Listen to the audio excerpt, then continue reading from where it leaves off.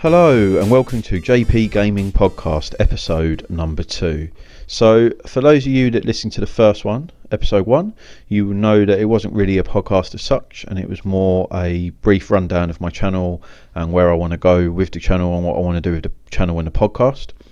So this is the first podcast and my first real attempt at doing a gaming podcast, so we'll see how that goes. So what I want to do is I just want to give you a brief rundown of the schedule of the show, and that's what I'll be doing today, and probably it'll keep that kind of format moving forward, and then we will go from there and we'll jump straight into the show. So the first thing I'm going to do every show, I'm just going to dedicate to a game, and that will either be one of my favourite games or just a game that I'm quite fond of for whatever reason.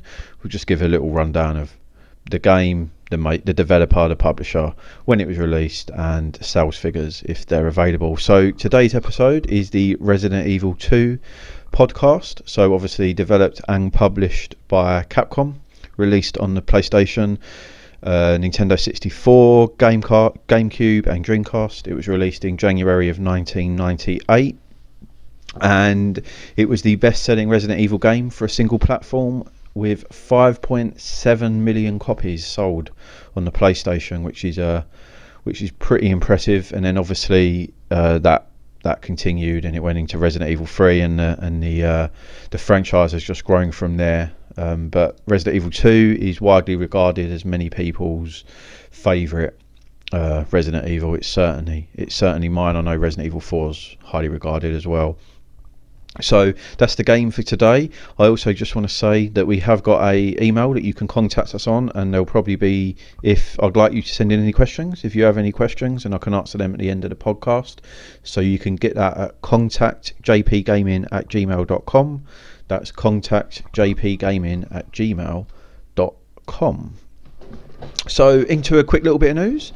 So we've had a little update on Bayonetta 3. So one of the developers has said, and I quote, "Well, I suppose we've been working on new stuff like Bayonetta 3. Not that I can say too much, but I hope we can give an update during the year and give updates on a few more unannounced projects too." I'm not sure if I'm allowed to say that, but I said it anyway. So there you go. So obviously there's not been a lot of information come out on Bayonetta, and I know a lot of people are wondering where it is. They've said numerous occasions there's no need to worry, and it is still coming. And I guess they've just confirmed that again there.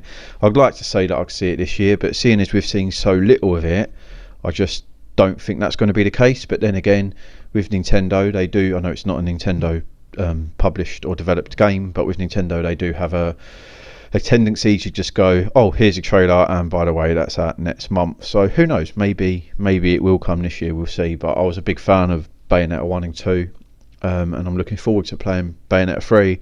I bought 1 and 2 on the Switch. I've completed number 1. I actually need to get into number 2 and do that, so I'll probably like to get that done before 3 comes out, and then I'm nice and refreshed and up to date, ready for Bayonetta 3. So hopefully we'll be seeing some more footage of it soon, and actually get to see some footage, and yeah, we'll see, and hopefully it lives up to everyone's expectations, because it's been quite the wait. So moving on to the next piece of news, there was some NPD numbers for the top 20 of 2020. Now NPD is obviously American, so that doesn't relate to us here in Europe, but I thought I'd like to read these out anyway.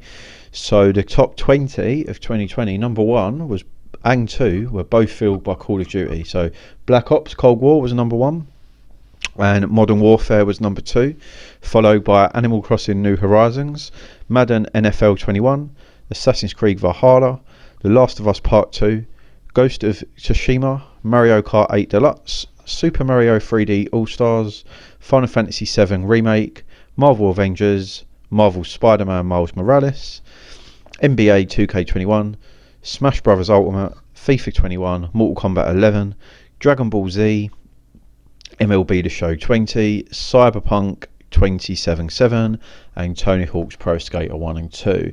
So the big thing to notice there is there's quite a few Nintendo Switch titles in that, which is good. I'm also glad to see that Final Fantasy 7 makes it into the top 10, because that was a personal favourite of mine.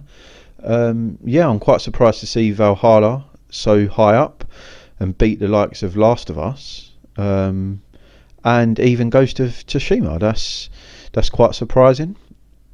But there you go. That's apparently the top 20 games of 2020. So that's interesting. We'll see what 2021 has in store for us. There was also some new news on the new Pokemon Snap. So we see a trailer. Nintendo showed off a trailer, and they also gave a release date of April the 30th.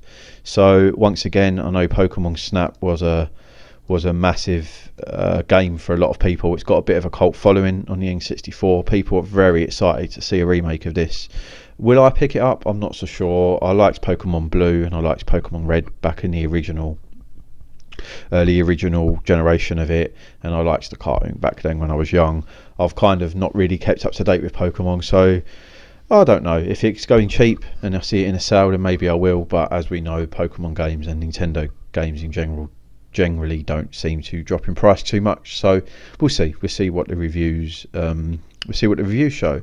So keeping with some Nintendo news, and this is probably my favourite news of the week, we finally got some information on Bowser's Fury, which is the added game that they're bundling in with Mario 3D World.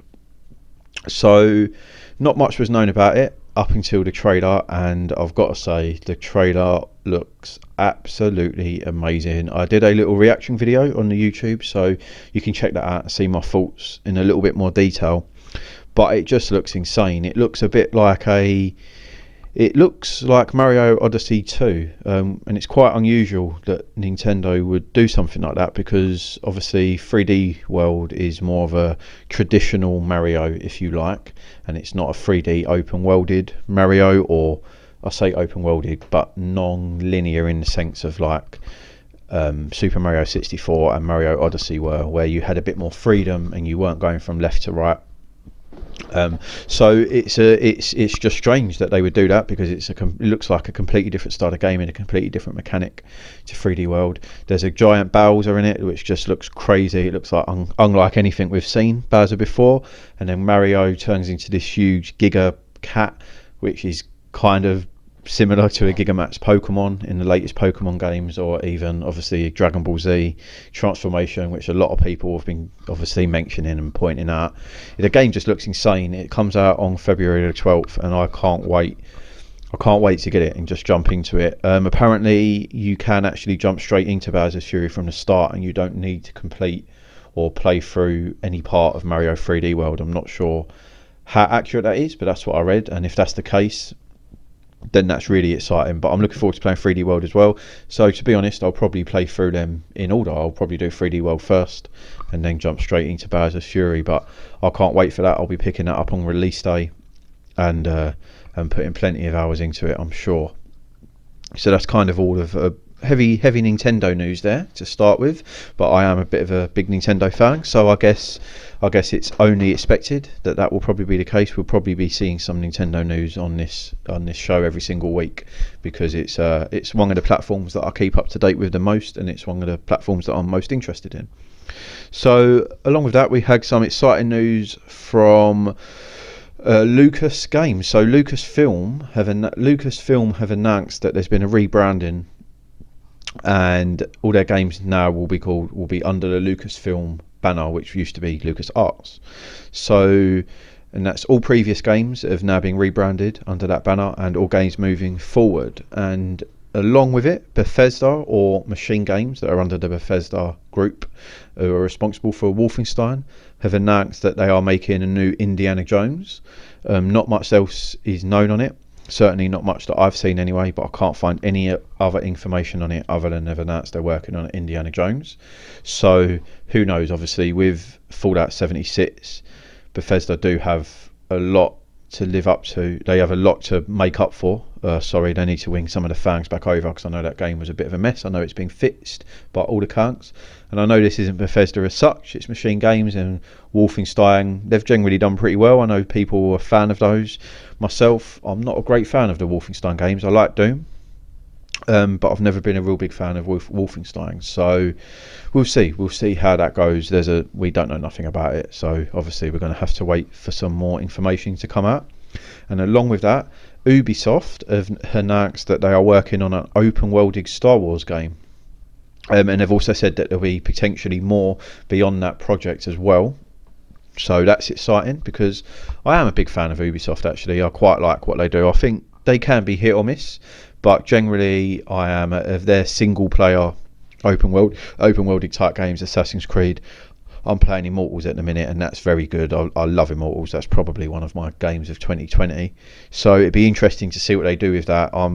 I liked Fallen Order, which was obviously EA, but I am desperate to get a really good Star Wars game, and I know there were some job listings listed for Ubi, and they kind of pointed towards that they would have some RPG mechanics in it, so that's interesting. So we'll see what goes there. Again, not much else known about it other than that they're working on it and it's going to be open worlded, and I guess we'll just have to sort of see what happens and see what news comes out in the future. And along with that as well, they also announced that EA have got a number of projects underway as well. So we'll obviously be seeing a lot under this Lucasfilms banner coming. It's Disney's new brand for their video games. So I'm guessing that we're going to see a whole range of games come out of all of their IP. So it'd be interesting. I just hope that some of them are really good and live up to what we want from like these iconic franchises. So there is also going to be a Resident Evil showcase on January the 21st, and that's going to be showing some new footage of Resident Evil Village, including a new trailer, some first ever gameplay, and more Resident Evil news apparently. So obviously you'll be able to watch that on YouTube. I'll be tuning in to see that because I am a big fan of Resident Evil. I know Biohazard was apparently meant to be very, very good, but I wasn't a massive fan. I didn't get that far in it, and that was mainly because it was first person. I just it didn't feel like Resident Evil to me in that sense, which I know may be a bit controversial because a lot of people liked that game and they feel that they've kind of brought Resident Evil back after not being so good in the last installment. But obviously since then we've had the Resident Evil 2 and 3 remakes, which bold accounts are both very good, even if Resident Evil 3 is quite short and missing quite a bit. So it'd be interesting to see what they do with this. Obviously it's coming out on the next gen consoles, or now the current gen consoles. So it will be interesting, and hopefully we'll get to see some gameplay as they've promised, and we'll be able to make our minds up and either build some excitement or start the disappointment. And I'm sure people have some negative comments because they always do on the internet, and that's just the internet, but hey ho. So my final bit of news is about the AEW wrestling game that's coming out. So Kenny Omega, who is heading up the games division for AEW, had an interview with IGN Japan, and he gave a few quotes on what is to come. Now this is exciting for me because they've kind of promised that it's going to be in the style of No Mercy on the N64. Now, when I was younger, I was an absolute huge wrestling fan, and I loved No Mercy. And WrestleMania prior to that, I spent hours and hours and hours on them games, and I've still got them, and I still hook them up every now and again and have a little blast through. And no wrestling game since has ever competed to those, in my opinion, and in a lot of people's opinions. They are the ultimate wrestling game. And every year I pick up WWE 2K, whatever the year may be, and I hope that they will get it right, and they never really seem to. So I'm hopeful here that the fact that Kenny Omega is a huge gaming fan and he's a huge fighting game fan, and of course he's a wrestler and is a big fan of No Mercy, that they're actually going to get this right. They've said that it's going to be like No Mercy. They've got the developer of No Mercy on board. So we will see. But he said that he, and I quote, "I can't say right now that we're not sure of how many wrestlers will be available upon release, but one thing I can say is that the number of wrestlers in AEW is growing all the time, and the roster of wrestlers in the game will reflect that." He said that there will be a campaign and various other unusual modes, and you will be able to edit your own wrestler too. However, they did confirm that there will be no general manager mode in it, and that will be separate, and that will be a standalone game on mobile, which actually looks quite good. So as long as it's not filled with in-app purchases, I'm sure I'll be picking that up. But he also said that they are aiming for a 2021 release, but it's not set in stone because they just want to make sure that the quality of the game is right, and they don't want to commit to a release date and then disappoint people, or release like an unfinished product. They want the release version to be good. So that's encouraging. And I am very excited about it. I'm excited to see some actual proper gameplay rather than just the little teaser trailer that they showed. So that's it for news today. I hope that's okay. I hope I done that in a good format. If there's anything you would like to see differently or hear differently even, then please obviously drop me an email. You can drop me on the email that I mentioned earlier, and you can even leave feedback there as well. It don't have to be just for questions. It's for any form of contact or interaction with me, so feel free to drop us a line there. So we'll just wrap up very quickly with what I've been playing. So I've been playing Immortals Phoenix Rising, as I mentioned earlier. I've been playing that on the PS5 and I'm having loads of fun with that. I'm not entirely sure how long I have to the end, but I feel like I'm over halfway through, which is good. The combat is fun on it. Again, I've done a little review or let's play on my channel, so if you feel free to check that out, and you can see some gameplay footage as well. But yeah, the combat's good. I like the story, and I kind of get sucked into doing a lot of the side missions as well, or the side chests and the little quests that you get, because they're fun and they're enjoyable to do. So, and that's unlike me in these big massive open worlded games. I generally start off doing those and then end up getting to a level where I'm powered up enough and I just sort of blast my way through the campaign. So, but the fact that I'm doing these is obviously stands good for the game, and as I said, it's definitely up there for one of my top games of 2020. But Final Fantasy VII will probably take that title. Other than that, I've been playing some Double Dragon Neon. I picked that up cheap on Steam, and that's really fun. It's an old school Double Dragon game. It was released on the PS3 and Xbox 360, but I saw that they had re-released it on Switch, so I decided to pick that up. But I see it going really, really cheap on Steam, so I thought, why not? I'll buy it on Steam and I'll see how I get on. And I may end up picking it up on Switch for the portability at some point. I'm not sure yet, but I may do. The only other game I've been playing really has been Dirt 5, again on the PS5. I've been having a lot of fun with that, just sort of making my way through the campaign, unlocking some of the cars, trying to get all of the medals, and yeah, that's great fun. One of the best racing games I've played in a while. It's very arcadey, which suits my sort of style for racing games down to a T really, so having lots of fun with that. And there is one other game which I've just remembered, and I'm not sure how I could forget, but I've been playing Super Mario Galaxy on the Nintendo Switch from Super Mario 3D All-Stars. So I loved that game on the Nintendo Wii, absolutely loved it. I loved Mario Galaxy 2 as well, and it's such a shame that that's not on there. I'm just hoping that they do actually release that, either as some DLC for the game or for the cartridge, or just as a standalone game for however much they want to charge, because I'll be sure to snap that up. But Mario Galaxy is so fun. It's still holds all of its charm after all these years. It still looks absolutely lovely. It's one of my favourite Mario games, and I'm big Mario fan. So that's how much I like it. The fact that it's one of my favourites. So I'm working my way through that. I fully intend to complete that again. I've done Mario 64. I'm halfway through Sunshine. But I want to buy a GameCube controller adapter so I can play with my GameCube controller. To be able to use Flood properly and not with the two triggers. I just want to be able to use it with the one like originally intended. So that's kind of why I've skipped over to Mario Galaxy now, and I'm glad I have, because I was waiting to play that and I just decided there's no point in waiting any longer and I may as well stick it on. And yeah, just having loads and loads of fun with that.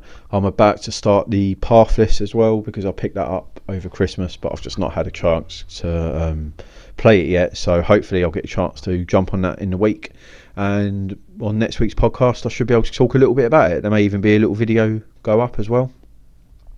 And I think that's it for all I've been playing this week. There's not a lot else. If there is, I can't remember, so it wouldn't have been any real time put into anything. I think I've jumped on to like the odd little indie game that I've got on my Switch here and there, but nothing really worth talking about. So I think that will probably be it for today's podcast. We're at around about 20 minutes. I know that's fairly short, and I probably spoke a little bit quickly in parts, but as I said, this is my first one, so please bear with me while I get the kind of format nailed down of how I want to run through the news, etc. Maybe add a couple of jingles in to give us some sort of sound effects and stuff. So So yeah, that's it. As I said, feel free to drop me an email or leave a comment on the discussions part of the YouTube page. Obviously, please check out my videos, leave a little subscribe, leave a like, follow the podcast, leave a rating. If there's a rating, it should be available on all good platforms. So that will be it for today's show. I hope you all enjoyed what you heard, and I hope you want to check back for more. Go and have some fun, play some games, and enjoy the rest of your day. Enjoy the rest of your week until we speak again next. And yeah, just generally enjoy the fun of gaming. So that is it for another show, and I will see you again next week. And until then, this was JP Gaming, and we are out.